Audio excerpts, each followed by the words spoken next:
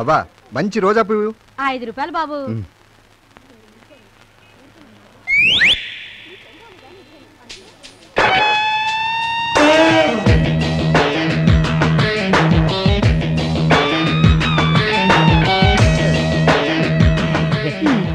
Hello, నా పేరు రాజేష్ ఖన్నా. మీ కళ్ళు చాలా బాగున్నాయి. ఏంటి బాగుండేది? నీ బోడికి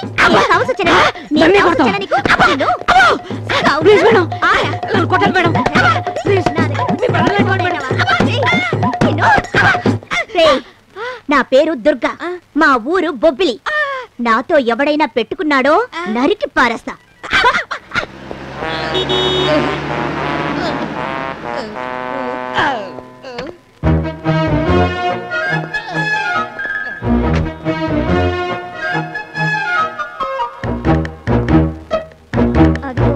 చూడు, ఇంకొకడు వస్తున్నాడు.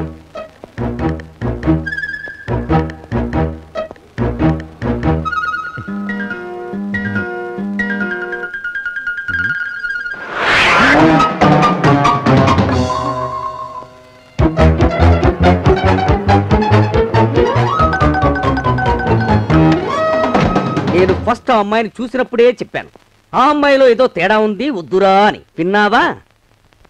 ఏంటి రాస్తున్నావు? అమ్మాయికి ఉత్తరం. రే, ఇప్పుడే అమ్మాయి నీకు చెప్పు చూపించిందంటే రేపు పెళ్ళయ్యే గ్యారంటీగా ఉతుకుతుంది. అయినా పర్వాలేదు, నేను చెప్తున్నాను విను. మొన్న మధ్య అనకపల్లిలో ఒక భార్య మొగుడికి తలంటూ స్నానం చేస్తానని బాత్రూంలోకి తీసుకెళ్లి కళ్ళలో కుంకుడు రసం పోసి కత్తెర తీసుకొని రేపు మా పెళ్ళై నాకు మా ఫ్యామిలీ ఒక పద్ధతిలో ఉండాలంటే ఆ మాత్రం ధైర్యం ఉన్న అమ్మాయి కావాలి. నా పిల్లలకి అలాంటి తల్లే ఉండాలి. That's all.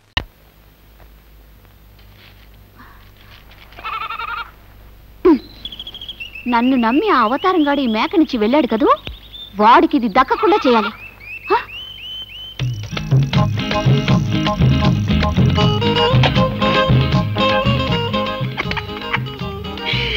నన్ను నమ్మి ఆ సుబ్బులు దాని సైకిల్ నాకు ఇచ్చింది.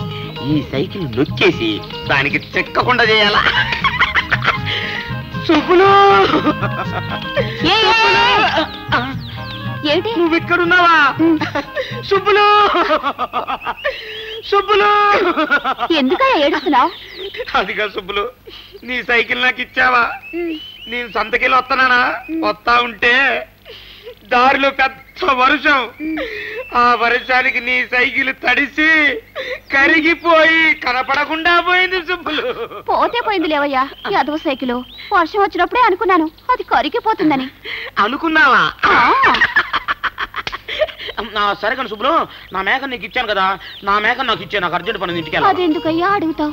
నీ మేకతో నేను నడుచుకుంటూ వస్తున్నానా, పక్కనే ఒక బురద గుంట, అందులో మేక పడిపోయింది. బురదైంది కదా అని సబ్బుతో రుద్దుతూ ఉన్నాను. రుద్దుతా ఉంటే కరిగిపోయి కనపడలేదయ్యా. కాకమ్మ కథలు చెప్తున్నావా ఏంటేంటమ్మా? మేకకు సబ్బు పెట్టి రుద్దుతా ఉంటే కరిగి కనపడకుండా పోయిందా?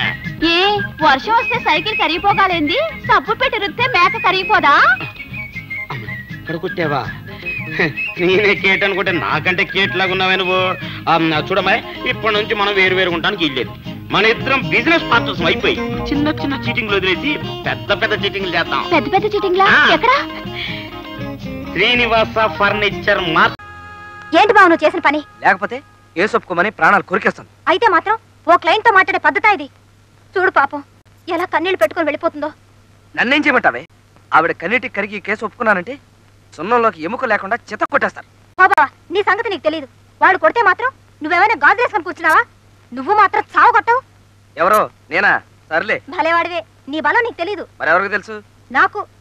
ఎస్, నువ్వు Complan పిల్లాడివి, Dara Singh తమ్ముడివి, king Kong మేనలుడివి, Kodi Rammurthy శిష్యుడివి, Nellore కాంతారావుకి నెవ్యవి.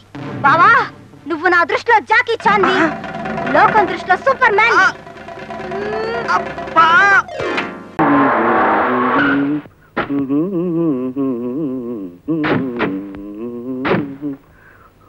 బిడ్డా, ఎవరు మీరు? త్రికాలములు ఎరిగిన వాళ్ళం.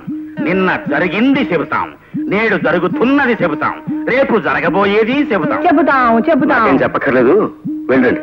అత్తనకు బిడ్డ, నీకు సంతు లేకపోతే మీ అన్నగారి కూనని పెంపకానికి తీసుకున్నావు, అవునా? అవునా అవునా అవును. చూసిటివా బిడ్డ ఎంత కరకట్టుగా చెబుతున్నావు? ఆ బిడ్డ పెళ్లి గురించి ఏం ఆలోచన చేస్తున్నావు బిడ్డ? ఏం ఆలోచన చేస్తున్నావు బిడ్డ? ఏం ఆలోచన చేస్తున్నావు? సంబంధాలు చూస్తున్నాను. ఒక మంచి సంప్రదాయం గల కుటుంబంలోకి మా పద్మను పంపాలని ప్రయత్నం చేస్తున్నాను. శభాష్ బిడ్డ. ఆ కూనకి ప్రేమ పెళ్లి చెయ్యాలన్న దురాలోచన నీకు లేదు కదా? లేదు కదా, లేదు కదా. ఏ కోసైనా లేదు. నేనే ఒక మంచి సంబంధం చూసి ఎన్నిక చేస్తాను, పెళ్లి చేయిస్తాను. అది బాగుందిరా పాండు.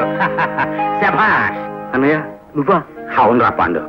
మామూలుగా నేను పిల్ల పెళ్లి గురించి అడిగాను అనుకో, నా ముఖప్రీతి కోసం సంబంధాలు చూస్తున్నానని అబద్ధం చెప్పావేమోనని నిజం తెలుసుకోవడానికి మారువేషం వేశాను. నా మీదే అనుమానం అన్నయ్య నీకు.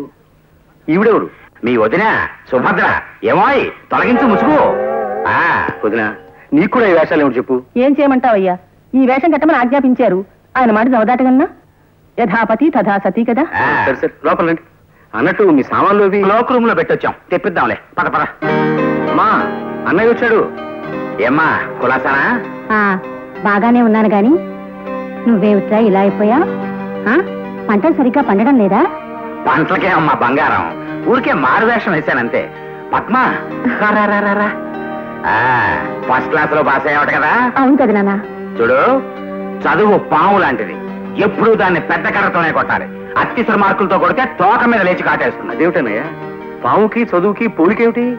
ఊరికేరా, అలా అనాలనిపించింది అనేశాను. నేను ఎప్పుడు అంతే కదా. ఇప్పుడు వేడి వేడి కాఫీ పడాలి అబ్బాయి. అగు వచ్చేసాయి.